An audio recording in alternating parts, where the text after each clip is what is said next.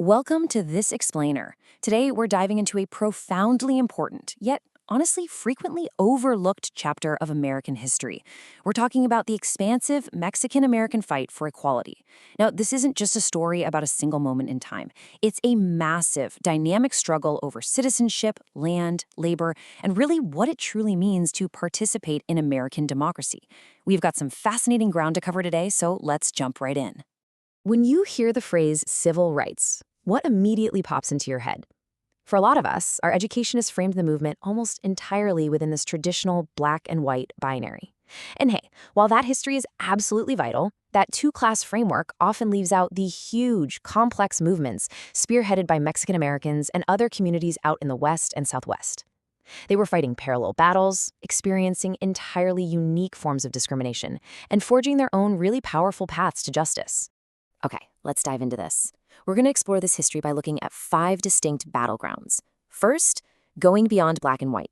2, battles in the courtroom. 3, organizing in the fields. 4, students in anti-war protests. And 5, the Chicano feminist movement. Starting off with part 1, beyond black and white. To really understand the sheer magnitude of this struggle, we first have to look at the baseline conditions. We have to understand the systemic barriers that were literally built to exclude these communities from public life. Now, you've definitely heard of Jim Crow, right? Well, the source material highlights a parallel system, often referred to as Juan Crow, that completely dominated the Southwest. Mexican Americans were routinely forced into these separate, heavily underfunded schools and relegated to absolute poverty wages.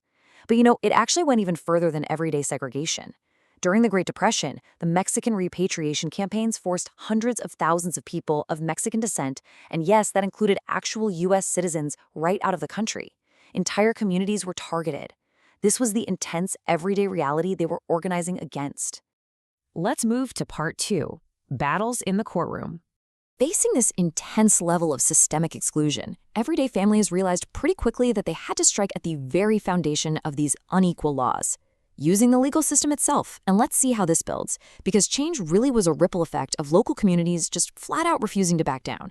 In 1931, the Lemon Grove incident saw parents successfully resist a separate school for their kids in California. That local courage literally laid the groundwork for Mendez v. Westminster in 1947, which then beautifully set the stage for 1954's monumental Supreme Court milestone, Hernandez v. Texas. The timing here is absolutely crucial to understanding the broader timeline of American civil rights.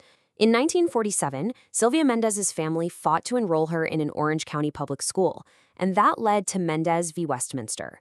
This federal case officially struck down Mexican school segregation in California. So why is this such a big deal? Because it established the vital equal protection principles that were used just 7 years later in the famous Brown v. Board of Education decision. The Mexican-American fight for education literally paved the way for broader national desegregation. It's a real game changer. And that brings us to the landmark 1954 Supreme Court case Hernandez v. Texas.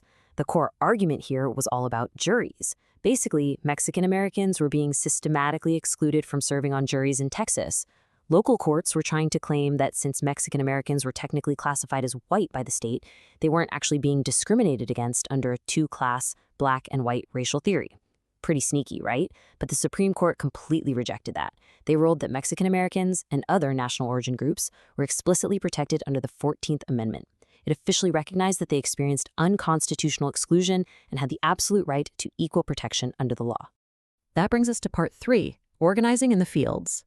Because, of course, civil rights aren't just won in paneled courtrooms. They are fought for out in the dirt and the blazing sun by the very people whose backbreaking labor was feeding the whole country.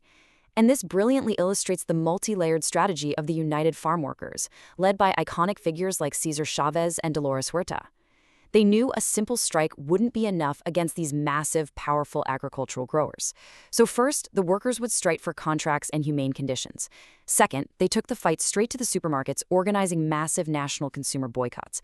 And third, they used long marches and public education to make the nation realize that farm labor wasn't just an economic issue, it was a national civil rights issue. Now, we absolutely cannot talk about the farm worker movement without highlighting the immense power of multiracial solidarity. The famous Delano grape strike didn't actually start with Mexican workers alone. It was sparked by Filipino farm workers, led by figures like Larry at Lying. The Filipino and Mexican workers quickly realized that the growers would just use one group to break the strike of the other. So what did they do? They united. They joined forces to demand better pay, contracts, and just basic human dignity. They proved that cross-racial alliances are for sure the key to breaking down deeply entrenched systems of exploitation. Moving right along to Part 4, Students and Anti-War Protests. As we move into the late 1960s, the energy of the movement expands yet again, and the battleground shifts to high school campuses. In 1968, thousands of Chicano students literally just walked out of their high schools in East Los Angeles. And they weren't asking for anything radical. They were just demanding basic educational dignity. They wanted an end to severely overcrowded facilities and these racist tracking systems that deliberately pushed them out of academics and straight into manual labor. They wanted an end to being physically punished just for speaking Spanish in the hallway. And crucially, they demanded a curriculum that actually included Mexican American history. They refused to accept a system that was actively trying to erase their culture. Just 2 years later, that fiery student energy evolved into a massive, community-wide anti-war protest. The year 1970 marks the National Chicano Moratorium. Thousands of Mexican Americans marched through the streets of East Los Angeles. Their focus? The Vietnam War. They were protesting the tragic reality that Chicano soldiers were dying in combat at drastically disproportionate rates. They were fighting for a country abroad that still denied them equal rights, fair policing, and opportunities back home. Tragically, what was meant to be a peaceful march ended in severe police violence. Law enforcement broke up the moratorium, and amidst all the chaos, Ruben Salazar, who was a prominent Mexican-American journalist actively reporting on civil rights and police brutality, was killed by a sheriff's deputy's tear gas projectile. His death really shocked the community and became a defining symbol of resistance. This event, combined with growing government surveillance of Latino activists, deeply radicalized the movement. It cemented community defense, press freedom, and anti-war protest as permanent, non-negotiable pillars of the Chicano civil rights platform. Finally, Part 5, the Chicana feminist movement. As the Chicano movement grew rapidly in size and scope, a vital twist in the narrative emerged from within. Now, what's really interesting about this is that Mexican-American women found themselves in a highly unique bind. If they went to the mainstream feminist movement of the 60s and 70s, they found a space that largely ignored issues of race, immigration, and working-class labor. But if they operated within the traditional, mostly male-dominated Chicano movement, they often faced deep-seated sexism and were expected to just take a back seat. Neither space fully addressed their reality, so they created their own. Chicana feminism carved out a necessary, totally distinct space. Women were not just supporters of the broader movement, they were its primary architects and strategists. Leaders like Dolores Huerta, Emma Tenayuca, and Luisa Moreno organized massive labor strikes. Activists created independent publications like Mujeres de la Raza to voice their own political thoughts. They fiercely advocated for reproductive justice, healthcare, and freedom from gender discrimination. They proved, without a doubt, that you cannot achieve true civil rights if you leave half your community behind. When we pull back and look at the legacy of these interconnected battles, the impact is frankly staggering. Organizations founded by Mexican Americans like LULAC and MALDEV, alongside veterans groups like the American GI Forum, pushed these grassroots protests into lasting public policy. They secured equal protection under the 14th Amendment. They fought for language protections in the Voting Rights Act. They championed the Bilingual Education Act. They birthed ethnic studies programs and this vibrant renaissance of Chicano murals, graphics, and media that ensured their history would never again be erased. They quite literally expanded the very definition of American democracy.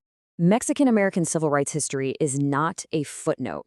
It is a defining pillar of the American pursuit of equality. From courtrooms to agricultural fields to city streets, these communities demanded full participation in society. So the crucial point is this.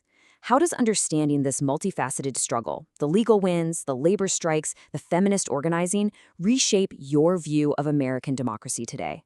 It really reminds us that democracy is an ongoing project, right? It's built by the persistent, unyielding courage of those who refuse to be excluded.